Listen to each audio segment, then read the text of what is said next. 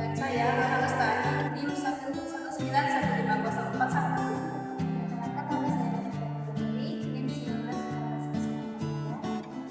Saya Kiki Rizky Indah Lestari, tim 191501. Baiklah, kali ini kami akan membuat video pelajaran tentang isu etik legal TI dalam layanan bimbingan dan konseling, yang mana dosen mengaku menjadi individu berbagi sebagai IMDD dalam mata kuliah Teknologi Informasi dan Media Bimbingan dan Konseling.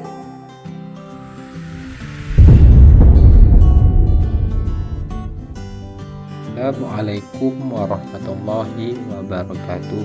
Di dalam video ini saya ataupun kelompok saya membahas mengenai tentang isu etik dan legal TI dalam pelayanan BK, di mana di dalam video ini kami memenuhi mata kuliah Teknik Informasi dan Media Bimbingan dan Konseling.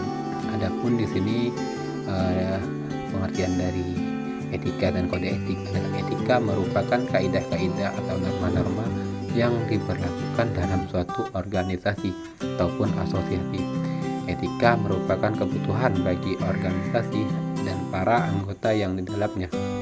Etika dapat dipengaruhi oleh budaya pada suatu lingkungan serta dapat dipengaruhi oleh visi dan misi organisasi.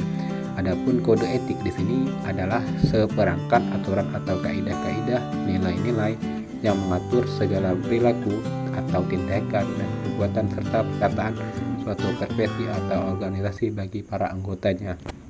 Adapun di pembahasan yang kedua itu pentingnya kode etik. Suatu profesi perlu yang namanya kode etik, di mana kode etik profesional merupakan tatanan yang menjadi pedoman dalam menjalankan tugas dan aktivitas suatu profesi.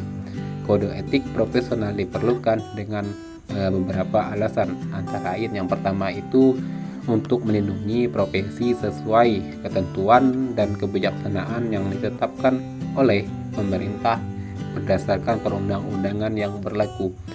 Kode etik ini akan memberikan kemungkinan profesi dapat mengatur dirinya sendiri dalam melaksanakan fungsinya secara otomatis dan terkendali oleh perundang-undangan yang berlaku. Adapun yang kedua, pentingnya kode etik untuk mengontrol terjadinya ketidaksepahaman dan persengketaan dari pelaksana. Dengan demikian, kode etik dapat menjaga dan meningkatkan stabilitas internal dan eksternal profesi. Adapun yang ketiga itu melindungi para praktisi dalam masyarakat, terutama itu dalam kaitan-kaitan kasus malapraktek atau praktek-praktek yang salah. Bila kegiatan praktek sesuai dengan garis-garis etika, maka perilaku praktek dapat dilakukan dianggap memenuhi standar. Adapun yang keempat itu melindungi klien dari praktek-praktek yang menyimpang dari orang-orang yang secara personal yang tidak berwenang. Materi selanjutnya terkait isu legal teknologi informasi dalam pelayanan BK. Isu merupakan suatu persoalan yang terjadi dan legal merupakan sesuatu yang disahkan oleh aturan atau konstitusi yang ada atau sesuai dengan aturan. Jadi, isu ilegal teknologi informasi dalam bimbingan dan konseling adalah suatu persoalan yang terjadi dalam pelaksanaan layanan bimbingan dan konseling dengan menggunakan teknologi informasi yang disahkan oleh aturan atau konstitusi yang ada atau sesuai dengan aturan. Selanjutnya, materi berikutnya yaitu isu kerahasiaan dan tingkat pelayanan BK online. Setiap data atau masalah yang diadukan oleh individu dibaca oleh orang lain selain konselor, dan orang tersebut bukanlah orang yang berhak untuk membaca kasus konseling. Konseling yang dilakukan secara online terdapat banyak masalah dan berikut tipe-tipe permasalahannya, yaitu Caveat merupakan di mana konselor dengan sertifikat tidak jelas atau tidak memiliki jaminan keamanan yang tidak memadai. Closet merupakan konseling yang sudah tidak menggunakan situasinya untuk melakukan konseling online, akan tetapi masih tetap online untuk keperluan lain dan juga tidak pernah melakukan uptrending secara berskala. 3. Gone merupakan situs-situs yang sudah kadaluarsa yang pernah dilakukan untuk proses konseling. Hal ini dapat bermasalah jika konselor tidak dapat memahami seluruhnya tentang bahasa dan budaya konseli, sehingga terjadi miscommunication antara konseli dan konselor. Baiklah, di sini saya akan menjelaskan tentang etik teknik informasi dalam pelayanan bimbingan dan konseling, dan juga beberapa rumusan kode etik dalam bimbingan dan konseling.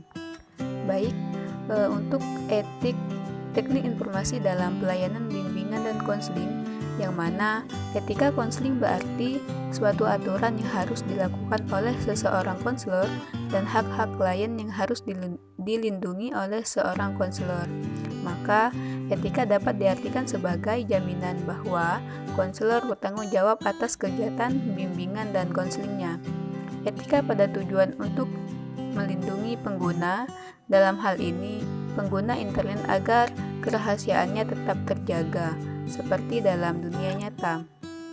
Konseling melalui jaringan yang kini mulai dikembangkan tentu harus sesuai etika-etika yang ada, karena etika konselor harus menjaga dan menjamin dan juga bisa bertanggung jawab atas kegiatan bimbingan dan konseling. Baik, ada beberapa rumusan kode etik dalam bimbingan dan konseling. 1.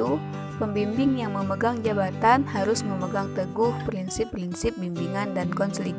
2. Pembimbing harus berusaha semaksimal mungkin untuk mencapai hasil yang baik. 3.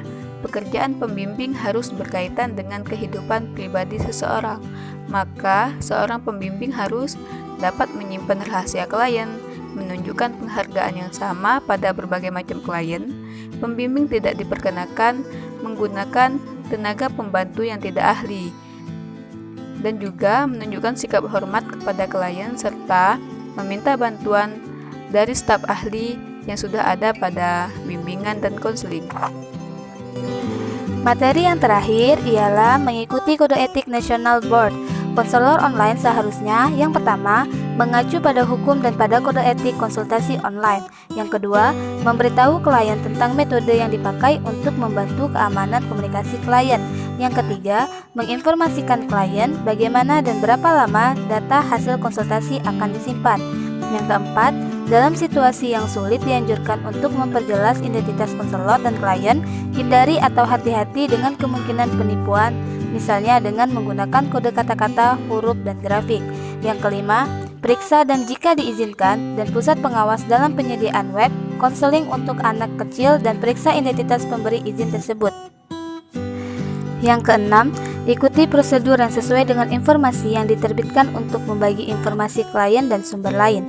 Yang ketujuh, pertimbangan dengan matang tingkat penyikapan pada klien dan diberikan penyikapan yang rasional juga oleh konselor.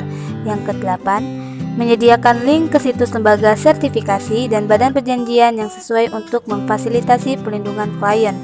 Yang kesembilan, menghubungi National Board for Certified Counselor atau badan perizinan milik pemerintah tempat klien tinggal untuk mendapatkan nama atau setidaknya satu konselor yang dapat dihubungi di daerah tempat tinggal klien.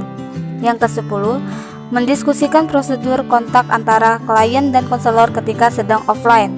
Yang ke-11, menjelaskan kepada klien kemungkinan pada klien bagaimana untuk menanggulangi kesalahpahaman yang mungkin muncul karena kurangnya petunjuk visual antara klien dan konselor.